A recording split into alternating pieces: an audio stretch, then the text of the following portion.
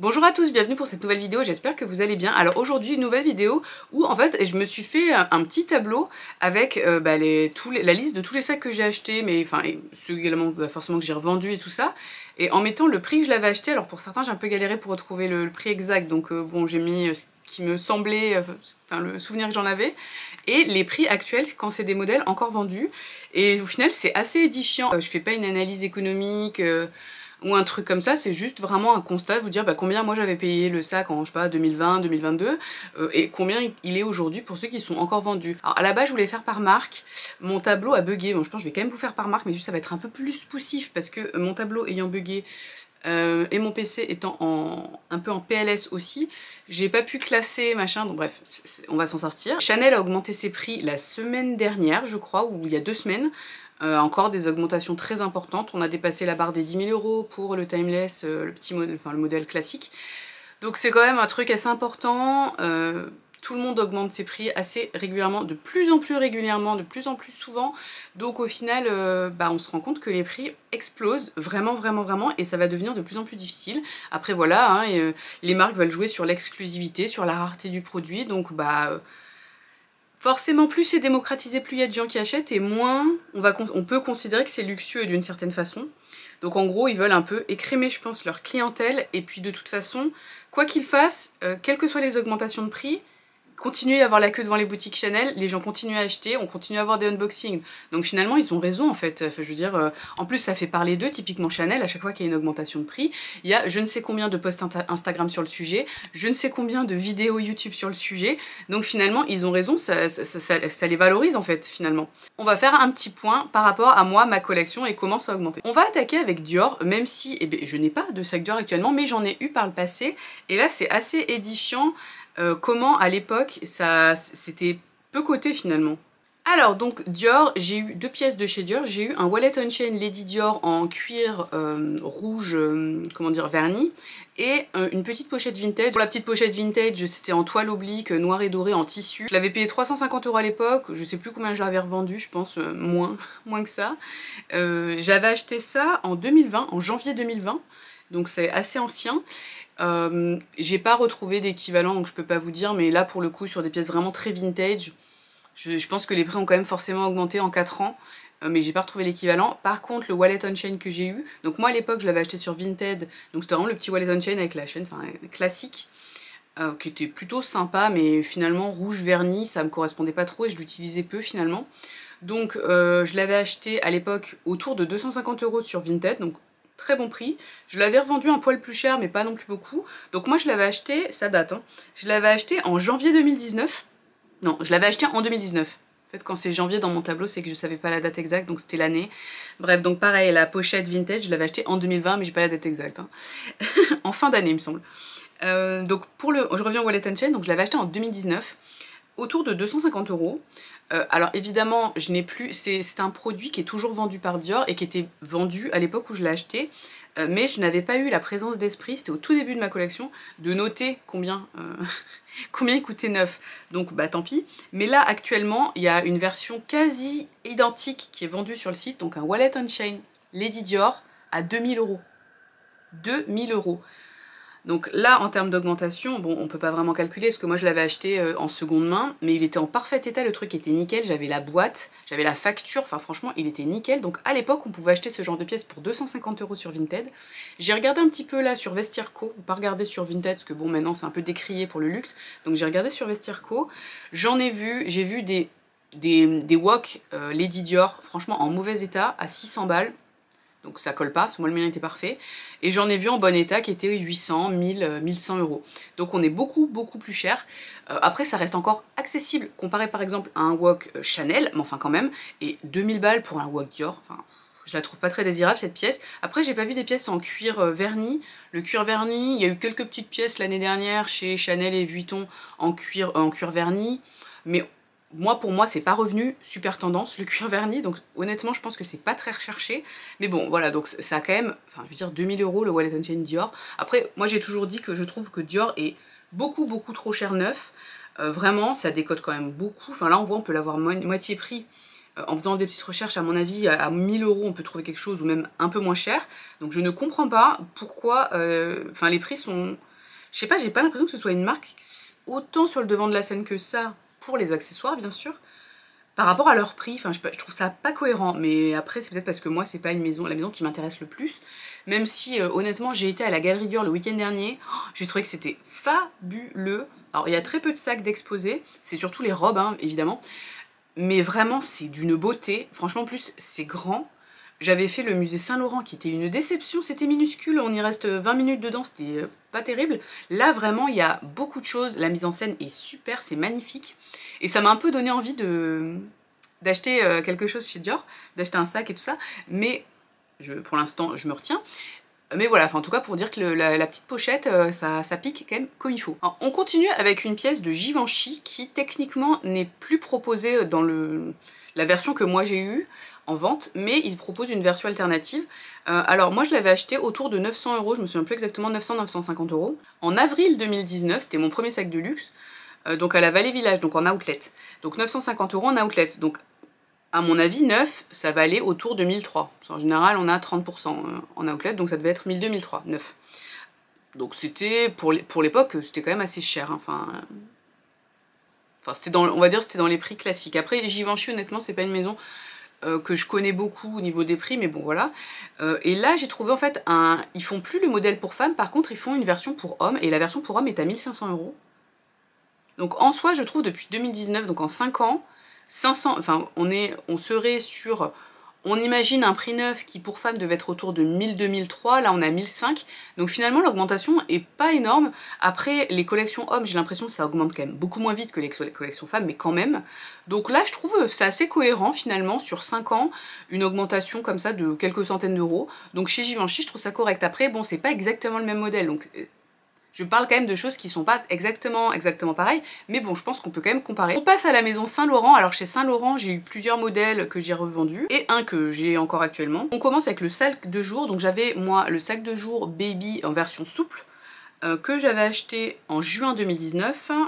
Pareil, je l'avais acheté au solde, donc c'était les soldes en ligne sur le site, puisqu'à l'époque, il y avait des soldes en ligne. Et donc, il était à 1505 €, et de mémoire, à l'époque, il coûtait déjà plus de 2000 €. Qui était déjà hors de prix pour ce modèle, donc en 2019. Actuellement, le même modèle est à 2500 €.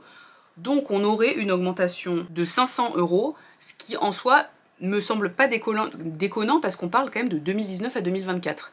Donc par rapport à d'autres modèles chez Saint-Laurent qui ont explosé, là je trouve finalement c'est correct. En fait c'était déjà le haut de gamme de Saint-Laurent à l'époque, il était déjà très cher. Je veux dire en 2019 un sac à 2000 € neuf, c'était très cher, donc moi j'étais bien contente de l'avoir eu pour le coup à 1005, donc j'avais déjà une belle décote avec les ventes privées officielles, donc je l'ai eu avec tout le packaging, enfin c'était un sac neuf. Donc je trouve que ce modèle-là, pour le coup, l'augmentation de prix n'est pas indécente, comparée à d'autres marques, ou même comparé à d'autres modèles Saint-Laurent, donc pour le coup je trouve ça assez correct, ça augmente quand même bien moins vite que par exemple le Loulou ou d'autres modèles qu'on verra après. Chez Saint-Laurent, j'ai également eu le modèle enveloppe médium que j'ai acheté en juin 2020. Et donc à ce moment-là, il coûtait 1690 €. Donc en 2020, 1690 €. Et aujourd'hui, il coûte 2400 €. Donc là, j'ai pu faire un petit pourcentage vu qu'on est sur les prix neufs exacts. Donc on a 42% d'augmentation en 4 ans. Alors vous allez me dire par rapport à d'autres marques, enfin si on compare à Chanel évidemment, c'est pas scandaleux, mais enfin quand même. Honnêtement, ce modèle qui est minuscule, je trouve on n'y mettait rien dedans, super rigide. Moi je trouvais la qualité pas ouf, parce que la pointe en fait c'est vraiment le cuir, il n'y a pas de teinture de tranche, donc ça s'abîmait ultra vite. Le sac 2400 €, je veux dire pour 100 € de plus, vous avez un sac de jour. Donc là je ne comprends pas la politique Saint-Laurent. Je veux dire, je trouve le sac de jour est beaucoup plus intéressant, en plus il est... c'est quand même un modèle compact mais où on y met beaucoup de choses, enfin vraiment le enveloppe médium, moi ce sac je le conseille pas du tout, on n'y met rien, il est sympa mais je trouve il est quand même moins versatile que sac de jour, enfin non, vraiment je comprends pas du tout. Autre exemple, toujours c'est chez Saint-Laurent, j'ai aussi eu un Lou Caméra que j'ai acheté en janvier 2021, 1050 €, donc c'était vraiment l'entrée de gamme à l'époque, c'était pas cher du tout pour le coup. Maintenant il coûte 1450, donc en 3 ans on a quand même 38% d'augmentation. Pour l'enveloppe on était à 42% d'augmentation, mais on aboutit à un prix à 2004. Là on est quand même à un prix à 1450 € pour le Lou Caméra. Honnêtement le Lou Caméra, moi je vous avais dit sur ma vidéo des premiers sacs qui me semblaient intéressants à acheter pour commencer une collection, collection. Honnêtement, vraiment, ce Look Caméra, je trouve que soit en termes de praticité, d'esthétique, de prix, et enfin de rapport qualité-prix, il est super intéressant. Je veux dire, quel sac de luxe on a maintenant à moins de 1500 €? Honnêtement, on a quasiment plus rien. C'est un truc de fou. Enfin, je trouve ça assez hallucinant. Donc là, ce modèle pour moi est très intéressant.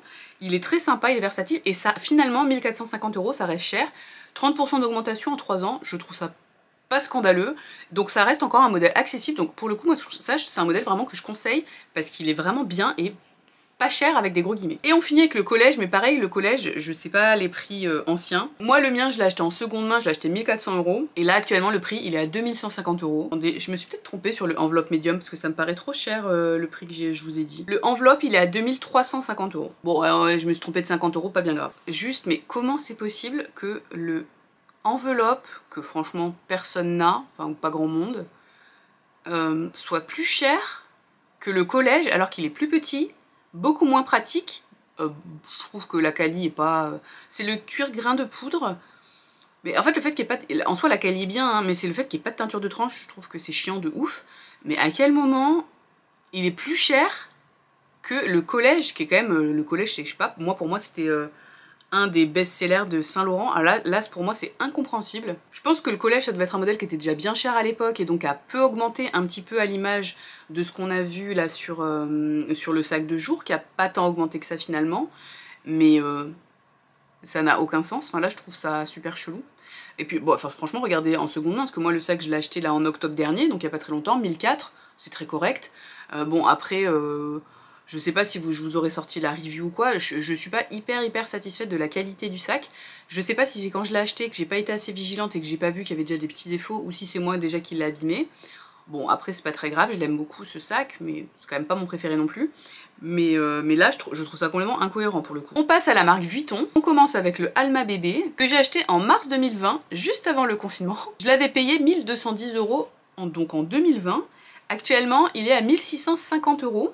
Donc c'est la version en cuir épi. Donc on est sur 36% d'augmentation en 4 ans. Pareil, je trouve ça pas déconnant. C'est pas énorme, hein. Franchement, c'est pas énorme. On est un peu dans les mêmes niveaux d'augmentation que les Saint Laurent dont je vous ai parlé avant. Bah, je trouve par rapport à... Bah, toujours pareil. Enfin, en fait, c'est si on compare à Chanel, c'est pas déconnant. Parce que finalement, donc ça a pris quelques centaines d'euros. Ça a pris 440 € en 4 ans. 100 € par an, honnêtement, je trouve quand on se dit c'est énorme 30% d'augmentation, on se dit oulala plus 440 €, mais finalement ça fait 110 € par an. Vu comme ça, je trouve ça pas scandaleux. On continue avec le Félicie. Donc moi j'avais eu un Félicie de la collection By the Pool de 2021, donc acheté en mars 2021 à 1090 €. J'ai trouvé quelque chose d'un peu équivalent qui était à 1350, mais je sais pas si c'est très comparatif parce que c'était pas des éditions limitées. Donc je pense que maintenant une collection capsule ce serait peut-être plutôt autour de 1005. Mais bon en tout cas si on considère le prix à 1350, on est à 23% d'augmentation, donc pareil c'est encore moins que le Alma, donc c'est très correct parce que finalement on va voir que sur les bas, ces collections là un peu intermédiaires qui sont un peu les entrées de gamme même, là l'augmentation est pas énorme sur ces modèles là je trouve. Alors j'avais également acheté dans la collection By the Pool un Everfull, donc en damier azur mais avec une bandoulière et tout, donc était aussi édition limitée. Donc ça je l'ai acheté en mai 2021 à 1540 €, donc c'était déjà bien cher quand même, hein. Et maintenant j'ai trouvé quelque chose qui pourrait être équivalent, mais après c'est compliqué parce qu'il faudrait que j'ai une collection capsule là pour bien comparer, mais j'ai trouvé un équivalent à 2000 €, ce qui nous ferait pareil une augmentation de 29%. Donc sur le Félicie on était à une augmentation de 23, enfin allez on va dire on arrondit à 24% sur 3 ans, là on est à 29%, enfin on va dire 30% sur 3 ans. Le Alma, on était un petit peu plus, on était à 36% mais sur 4 ans. Donc finalement ça reste cohérent, pareil. Là ça fait un petit peu plus que 100 € par an, mais pour le Neverfull. Mais après vu que le Neverfull c'est quand même leur pièce phare chez Vuitton, c'est un petit peu logique qu'il augmente un poil plus que des pièces un peu moins désirées comme Alma et Félicie. Enfin moi je trouve. Donc c'est abusé, mais bon. Et donc chez Vuitton on continue avec la pochette accessoire qui est le dernier Vuitton que j'ai acheté. Donc moi j'ai une version vintage Murakami que j'ai acheté 827 € sur Vintega. Là actuellement en boutique ça coûte 1300 €. Et alors je me souviens, toujours pareil, j'avais pas noté les prix. Donc 1300 € c'est la version toile monogramme classique, donc pas d'une collection de collab. Donc il faut s'imaginer que sur une collab ça coûterait plus cher. On va dire ça coûterait 1400-1500 je pense. mais ça a subi, en fait, cette pochette accessoire a subi une grosse augmentation l'année dernière, il me semble, parce qu'ils ont un peu modifié le modèle et ça a pris le prix a explosé de manière assez injustifiée honnêtement. Tout ça parce qu'ils avaient changé, je sais pas, la chaîne ou un truc comme ça, enfin un truc qui est pas ouf. Je crois qu'ils ont rajouté une petite chaîne, enfin, alors qu'avant c'était une petite bandoulière en cuir pour l'attacher. Vous savez, mais c'est un porté-main en fait, enfin, ou vraiment épaule, enfin, c'est un porté-épaule, donc une petite bandoulière, c'est pas un truc... Enfin, c'est une petite anse, c'est pas une bandoulière justement. Mais je crois qu'ils ont rajouté justement peut-être une bandoulière, je sais plus exactement. Mais bref, là quand même, je pense honnêtement que moi le prix que je l'ai acheté en seconde main, vu que c'était une collection Murakami une édition 2003, donc c'est un sac assez recherché, enfin je pense que les Murakami c'est quand même relativement recherché en seconde main, donc c'est assez cher. Donc à mon avis sur ce modèle là l'augmentation est énorme. J'essaierai de chercher quand je fais le montage combien ce sac coûtait en 2022 par exemple pour essayer d'avoir un pourcentage d'augmentation important. Mais quoi qu'il en soit, je veux dire là on parle quand même d'un sac qui coûte quasiment le même prix qu'un Félicie en cuir. Le Félicie en cuir actuellement il est à 1350, le Alma en cuir il est à 1650 et là on a un sac en toile qui est minuscule, enfin c'est pas un truc de ouf, qui est à 1300. Donc je pense qu'en termes de rapport qualité-prix, la pochette accessoire elle est pas intéressante. Par rapport, vaut mieux acheter le Félicie largement, enfin je trouve. Après en termes de contenance, honnêtement, vu que le Félicie il est un petit peu rigide, on met plus de trucs dans la pochette accessoire. Mais bon, quand même, c'est quand même hors de prix pour une pochette accessoire. À la base c'était un accessoire justement, c'était dans un sac. Voilà, enfin... Là, pour le coup, je trouve que Vuitton, là, c'est abusé. On passe à Céline. Alors, Céline, en premier sac que j'ai acheté, moi, en boutique, c'est le Kaba Museum. Donc, à l'époque, ça coûtait 990 €. À l'époque, en octobre 2020, ça coûtait 980 €, pardon, soyons précis. Actuellement, alors, ce modèle-là n'est plus fait... Enfin, c'est plus exactement le même modèle, mais j'ai trouvé un modèle très équivalent qui coûte 1500 €. Franchement, sur les Kaba, sur les Thaïs aussi, ça a augmenté de fou. Avant, tout était... autour de 1000 €, un petit peu moins, et maintenant tout est à 1500. Enfin, donc là, on est quand même sur une augmentation de plus 53%. 53%, certes en 4 ans, mais enfin quand même 53%. Le sac est pas 980 1005. Là, pour le coup, je trouve c'est choquant. Céline, on n'en a pas tant parlé que ça, je trouve, des augmentations de prix chez Céline, mais là on se rend compte que c'était démentiel en fait. Ensuite, le micro belt que j'ai acheté en septembre 2021 pour 1850 €. Actuellement, il est à 2200 €. Donc là, on est à 19% en 3 ans.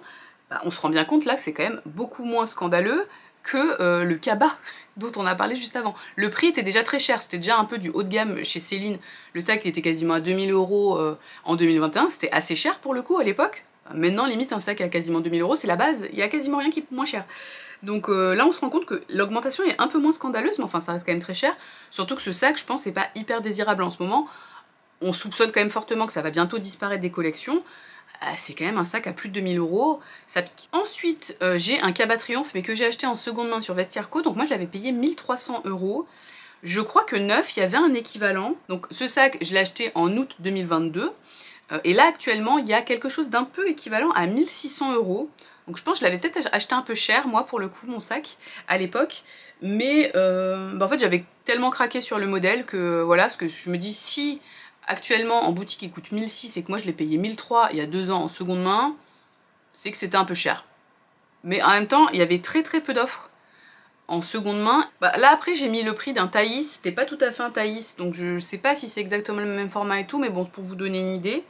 Donc là on pourrait se dire que sur ce modèle là l'augmentation est pas ouf, ou juste je me suis fait avoir, je l'ai payé beaucoup trop cher en seconde main, je ne sais pas. Et autre sac Céline que j'ai, c'est ma petite pochette Triomphe à sequin, mais bah, j'ai pas trouvé d'équivalent. Elle est plus vendue en ce moment, donc je peux pas vous dire, mais je sais que la même pochette version cuir qu'a Tendance Clémence par exemple, elle avait grave augmenté. L'année dernière elle avait pris plusieurs centaines d'euros, donc à mon avis ce serait pareil, ça aurait pris plusieurs centaines d'euros. Moi cette pochette je l'ai achetée en janvier 2023 et je sais que Clémence a acheté la sienne pas très longtemps après, il me semble que je l'avais un petit peu influencée. Et donc il me semble que en cuir c'était du style 1002 ou 1003. Oui c'est ça, parce que là la pochette Triomphe version cuir elle coûte 1650. Donc moi on avait déjà un différentiel de 300 ou 400 €, je me souviens plus si elle est avant, enfin si en début 2023 elle était à 1002 ou 1003. 1003 peut-être quand même plutôt, donc on va dire 300 € de différentiel. Donc là, à mon avis, la version sequin prendrait également au moins 300 balles et donc elle serait autour de 1009 voire 2000. Donc on voit là pour le coup, en un an, ça fait quand même une augmentation assez importante. Bon, comme partout, vous me direz, mais là, ça a été assez fulgurant parce que je me souviens, Clémence, elle l'a acheté et l'augmentation est passée pas très longtemps après et vraiment, c'était plusieurs centaines d'euros sur quelque chose qui était un peu entrée de gamme à 1200-1300 €. Donc c'était quand même, là, 1650 quand même. Pour une pochette, je veux dire, chez Vuitton, au même prix, vous avez le Alma bébé. Enfin, je veux dire, je sais pas, je trouve ça un peu incohérent parce que, enfin, je veux dire, cette pochette c'est un wok en fait, hein. En termes de taille, c'est comme un wok, vous mettez pas plus, pas du tout plus que dans un wok. Donc je ne comprends pas, mais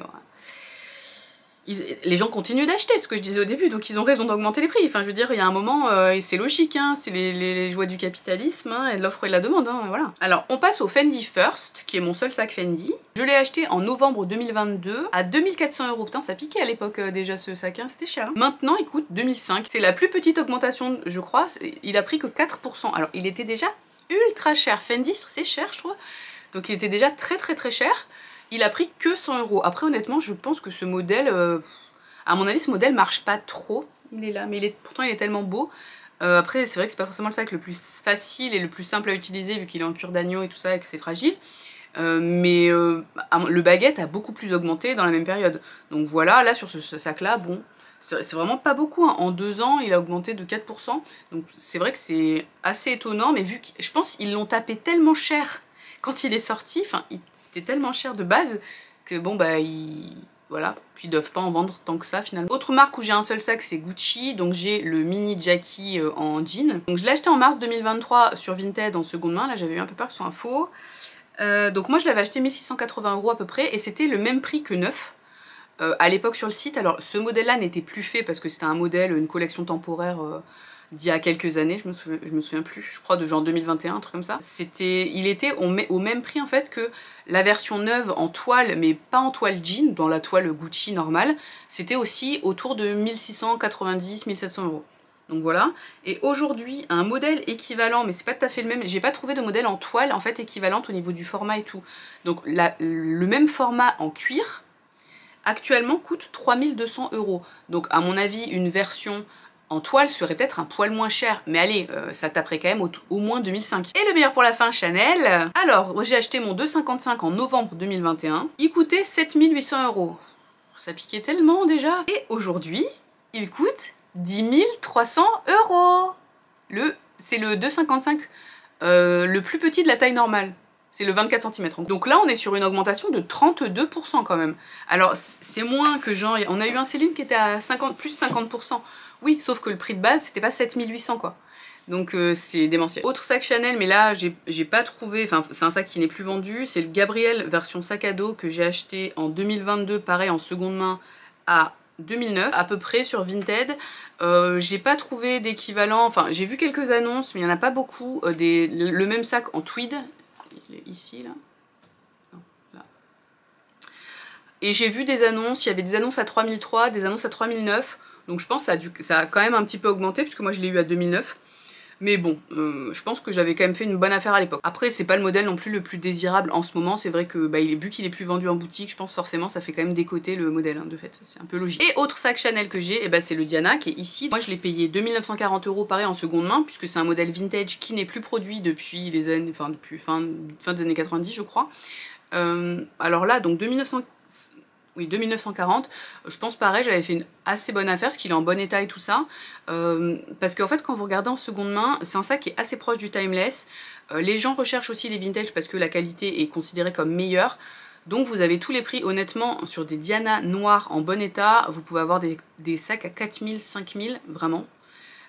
Beaucoup, souvent à 4000, enfin en tout cas en général plus de 3000, si vous trouvez quelque chose à 3000 je trouve c'est intéressant, mais en général on est plus près de 3500-4000, et il y a même des prix beaucoup plus démentiels, hein, ça peut aller au-delà de 10 000, et si le sac il est en cuir caviar, il y a eu quelques cuirs caviar mais très peu, alors là c'est encore plus cher, moi j'en ai vu à genre 12 000, 15 000, enfin c'était n'importe quoi. Donc pareil, il y a eu quelques sacs en couleur, il y a eu j'ai vu des roses, des jaunes et des bleus en cuir. Il y a également eu des sacs en jersey, mais pareil, même en jersey, on est autour des 3000 €. Donc je pense que j'ai quand même fait une bonne affaire, surtout que moi j'ai une des versions les plus récentes, je pense vraiment fin des années 90, et donc j'ai la poche arrière. Et en termes de praticité, je peux vous dire que c'est le top. Le top, le top. Donc voilà, et de toute façon, je pense que ces sacs-là, vintage, vu qu'ils sont quand même assez populaires, apparemment ils sont très populaires aux États-Unis en plus, les Diana, je pense que la cote, elle va suivre un peu l'augmentation des neufs, en fait, des timeless neufs. Pas tout à fait, parce que bah, c'est pas le même sac et c'est un sac qui est pas vendu en boutique. Mais vu que, vous voyez, enfin, le sac est quand même assez proche en termes esthétiquement, je pense que ça va ne faire qu'augmenter. Donc si c'est un modèle qui vous intéresse, franchement, foncez. Voilà pour cette vidéo, j'espère que ça vous a plu. Dites-moi d'ailleurs si vous avez certains sacs, enfin si vous connaissez les prix d'il y a quelques années de certains modèles, comme ça pourra compléter un peu mon propos. C'était juste pour faire un petit constat, clairement il n'y a pas d'analyse, moi j'ai jamais fait d'études d'économie ni rien, donc autant vous dire que je suis pas du tout qualifiée pour ça, mais juste pour me rendre compte en fait, parce que j'ai fait ce tableau très récemment, et c'est en faisant ce tableau là il y a peut-être 3 semaines, un mois, je me suis dit tiens faut que je fasse une vidéo pour en parler, parce que en fait c'est assez édifiant quand on met une colonne, combien on a payé le truc, une colonne, combien il coûte actuellement, on se dit waouh, sur certains modèles ça fait quand même un peu peur. Donc c'est... En gros si vous voulez acheter du luxe, si vous avez les moyens, faut pas attendre parce que bah, on voit bien les prix. Ou alors faut tabler sur de la seconde main, parce que bah, pour le coup pour avoir des modèles qui sont nouveaux en seconde main, bah, faut attendre un peu que les gens les achètent et les revendent. Donc voilà.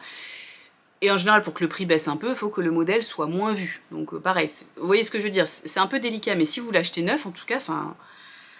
J'ai presque envie de dire que c'est déjà trop tard, enfin selon les budgets qu'on a. Enfin après je pense que personnellement je n'arrêterai pas d'acheter, mais je pense...